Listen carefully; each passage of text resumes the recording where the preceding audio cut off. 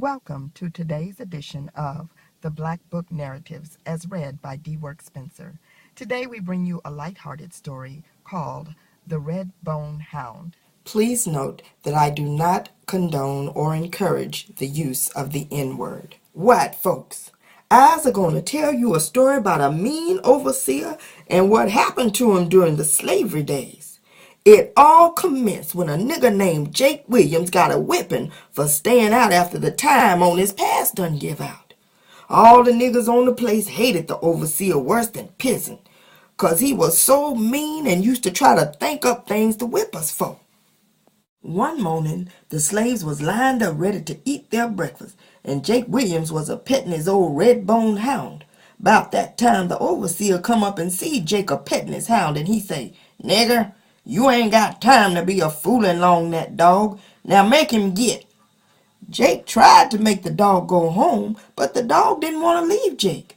Then the overseer pick up a rock and slam the dog in the back. The dog, he then went a-howling off. That night, Jake he come to my cabin and he say to me, "Hey Wood, I's gonna run away to a free state. I ain't a-gonna put up with this treatment no longer. I can't stand much more." I gives him my hand and I say, "Jake, I hopes you get there. Maybe I'll see you again sometime." "Haywood," he says, "I wish you'd look after my hound Belle. Feed her and keep her the best you can. She a mighty good possum and coon dog. I hates to part with her, but I knows that you is the best person I could leave her with." And with that, Jake slip out the door, and I seed him a-walking toward the swamp down the long furrows of corn. It didn't take that overseer long to find out that Jake done run away. And when he did, he got out the bloodhounds and he started out after him. It wasn't long before Jake heard them hounds a-howling in the distance. Jake, he was too tired to go any further. He circled round and doubled on his tracks so as to confuse the hounds, and then he clumb up a tree. 'Twain't long afore he seed the light of the overseer coming through the woods, and the dogs was a-getting closer and closer.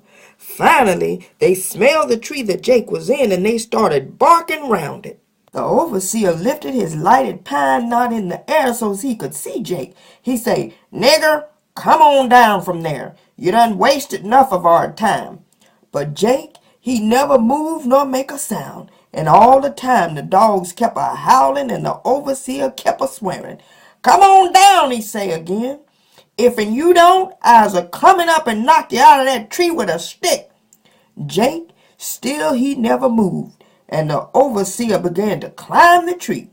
When he got where he could almost reach Jake, he swung that stick, and it come down on Jake's leg and hurt him terrible. Jake, he raised his foot and kicked the overseer right in the mouth, and that white man went a-tumbling to the ground. When he hit the earth, them hounds pounced on him. Jake, he then lowered himself to the bottom limb so he could see what had happened. He saw the dogs a-tearing at the man, and he hollered, "Hold him, Belle! Hold him, gal!"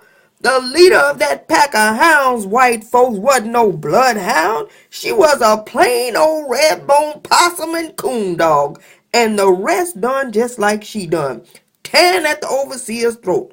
All the while, Jake he a-hollering from the tree for the dogs to get him. 'Twasn't long afore them dogs tore that man all to pieces.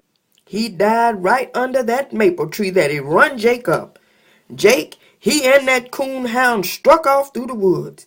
The rest of the pack come home. I see Jake after us niggers was freed. That's how come I knowed all about it. It must have been 6 years after they killed the overseers. It was in Kentucky that I run across Jake. He was a-sitting on some steps of a nigger cabin. A hound dog was a-sitting at his side. I tells him how glad I is to see him, and then I look at the dog. "That ain't Belle," I says. "No," Jake answers, "this her puppy." Then he told me the whole story. I always did want to know what happened to him. Thank you for tuning in to this week's edition of the Black Book Narratives. Please be sure to comment, like, subscribe, and share. Let's go, y'all.